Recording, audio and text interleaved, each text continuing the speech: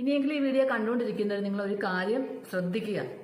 നേരത്തെ മുതൽ ഈ കാര്യങ്ങളൊക്കെ ചെയ്തു പോവുകയാണെങ്കിൽ നമ്മളെന്താണ്, എത്ര പ്രായമായാലും നമ്മുടെ മുഖമൊക്കെ നല്ല യങ്ങായിട്ട് തന്നെ ഇരിക്കും.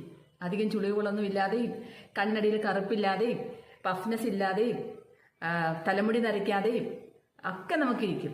തലമുടി നരയ്ക്കാനുള്ള കെമിക്കൽ ക്രീമുകളും കെമിക്കൽ ഡൈകളും ഒക്കെ വാങ്ങിച്ച് തേക്കുമ്പോഴാണ് തലമുടിയിൽ നര കൂടുന്നത്. അതുപോലെ തന്നെ നമ്മുടെ ഫേസിനും നമുക്ക് അതിൻ്റെതായിട്ടുള്ള രീതിയിൽ എക്സസൈസ് കൊടുക്കണം.